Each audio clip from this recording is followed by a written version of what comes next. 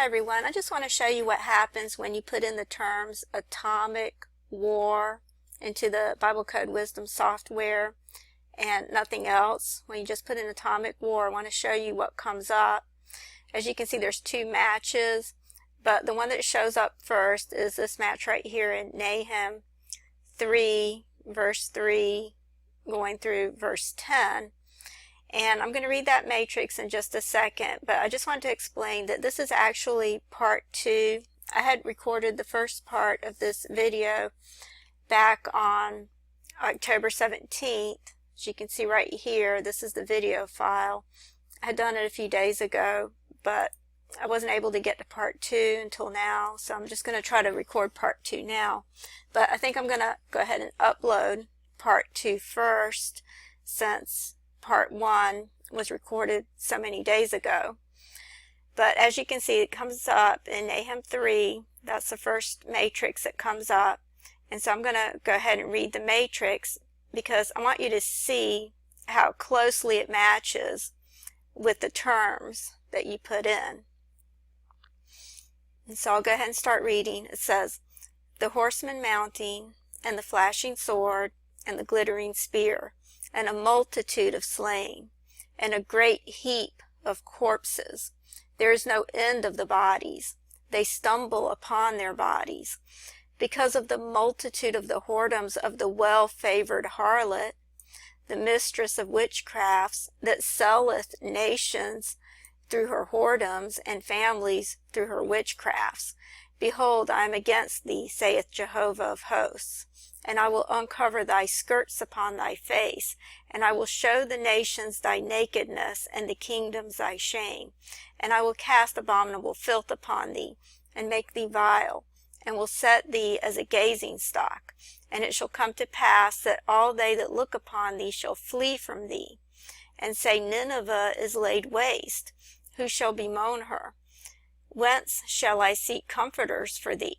Art thou better than No Ammon, that was situate among the rivers, that had the waters round about her, whose rampart was the sea, and her wall was of the sea? Ethiopia and Egypt were her strength, and it was infinite Put and Lubim were thy helpers.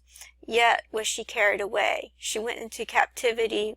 Her young children also were dashed in pieces at the head of all the streets, and they cast lots for her honorable men, and all her great men were bound in chains." Okay, so as you can see, this is clearly a description of atomic war. I don't think there could be a better description of it than this. And you see right here, right at the beginning, it says the horsemen mounting. And in part 1, I talked about how I put in the term red, because the first thing I thought of was a red horseman, which would be the first seal, which represents nuclear war. And so it begins with the red horseman mounting, and the flashing sword. And I'll go ahead and show you that scripture in case you're not familiar with it. Okay, this is in Revelation 6, and it says, "And when he had opened the second seal, I heard the second beast say, Come and see. And there went out another horse that was red, and power was given to him that sat thereon to take peace from the earth, and that they should kill one another. And there was given unto him a great sword." And so when you go back to Nahum 3, it says, "The horseman mounting, and the flashing sword, and the glittering spear, and a multitude of slain, and a great heap of corpses, and there is no end of the bodies. They stumble upon their bodies." And then it goes on to talk about the well-favored harlot, which of course sounds like Mystery Babylon. And of course we're coming to understand who Mystery Babylon is in the last days. And then it's talking about fleeing from her right here. It says, "And it shall come to pass that all they that look upon thee shall flee from thee." And then over here in Revelation 18, where it's talking about Mystery Babylon, it says, "For all the nations have drunk of the wine of the wrath of her fornication, and the kings of the earth have committed fornication with her, and the merchants of the earth are waxed rich through the abundance of her delicacies. And I heard another voice from heaven saying, Come out of her, my people, that ye be not partakers of her sins, and that ye receive not of her plagues. And then over here in the Bible code said, Because of the multitude of thy whoredoms, of the well-favored harlot, the mistress of witchcrafts, that selleth nations through her whoredoms, and families through her witchcrafts, behold, I am against thee, saith Jehovah of hosts, and I will uncover thy skirts upon thy face, and I will show the nations thy nakedness, and the kingdoms thy shame. And I will cast abominable filth upon thee, and make thee vile, and will set thee as a gazing stock. And it shall come to pass that all they that look upon thee shall flee from thee, and say, Nineveh is laid waste. Who shall bemoan her? Whence shall I seek comforters for thee? And then, of course, Nineveh would be a type of Babylon. Over here in Matthew 12:39, Jesus said, But he answered and said unto them, An evil and adulterous generation seeketh after a sign, and there shall be no sign given it, but the sign of the prophet Jonah. And then again in Matthew 16 it says, A wicked and adulterous generation seeketh after a sign, and there shall be no sign, and there shall no sign be given unto it, but the sign of the prophet Jonas. So this would be a sign for a wicked and adulterous generation. So I do believe that Nineveh is a type of Mystery Babylon. It's prophetic of the last days, and I believe the 3 days that Jonah was in the whale is prophetic, or could possibly be prophetic of the tribulation. And I also want to point out something interesting that Diana, Jesus' servant, pointed out over here in the comments. She had noticed that from September 28th, which is the date that Shimon Peres died, or the date of his funeral, that November 11th will be 44 days from that day. But 40 days would be November 6th, which would actually be just before the elections. So I don't know if what happened with Shimon Peres, if that would be a starting point, but definitely believe that it was prophetic, having the nations, 70 nations represent all the nations, having all the nations come to Israel for Peres, which means invasion. The word Peres means invasion or breach. Having all those nations come to Israel for that purpose was definitely prophetic of the Gog-Magog war, and I talk about that in one of my videos. And that would be these videos right here where I said, will Gog-Magog begin on Sukkot? And we're in the middle of the Feast of Sukkot right now, but it could very well happen within the next few days, or it may not necessarily happen during the Feast of Sukkot, because no one knows the day or the hour, but Sukkot would be a very likely time. Okay, so getting back to this table over here, in verse 7 it says, And it shall come to pass that all they that look upon thee shall flee from thee, and say, Nineveh is laid waste. Who will bemoan her? And then when you go back to Revelation 18, you see that it says, The merchants of these things which were made rich by her shall stand afar off for the fear of her torment, weeping and wailing. And then over here in verse 11 it says, And all the merchants of the earth shall weep and mourn over her, for no man buyeth their merchandise anymore. And this is talking about the great city, Babylon. And we know that it's a port city because over here in verse 17 it says, For 1 hour so great riches is come to naught, and every shipmaster and all the company in ships and sailors and as many as trade by sea stood afar off.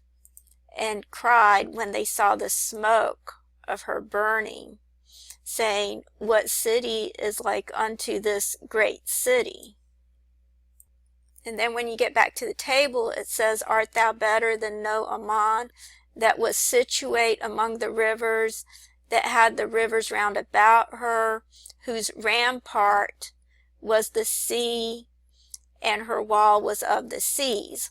So this is talking about a port city. And I looked up the term No-Amon because I wanted to see what that was in reference to, and you see it over here. It talks about it, and apparently it's talking about the capital of Egypt, but it's also talking about Thebes. And when you look in the Greek text, when you put this word right here and you look it up, it's showing this city right here, Amphissa, and I'll just show you a map. You can see that Thebes and Amphissa are close together, and they're like port cities. They're by the sea. So according to the Greek text, it looks like it's talking about those cities in Greece which were invaded and taken over by insurgents thousands of years ago, I believe like 3,000 years ago. So this is just a historical event that's being referenced here that happened in the past, and it could be referring to Thebes in Greece, or it could have been referring to something that happened in Egypt. And you see the city of Thebes right here in Egypt, so it could have been referring to something that happened historically in Egypt as well. Okay, so it's saying, Art thou better than No-Amon, that was situate among the rivers, that had the waters round about her, whose rampart was the sea, and her wall was of the sea? Ethiopia and Egypt were her strength, and it was infinite. Put and Lubim were thy helpers. And I looked up Put and Lubim, and those both refer to Libya. And you can see that right here where it talks about Put and Lubim. You can see that it's talking about the Libyans over here. And you see Lubim over here.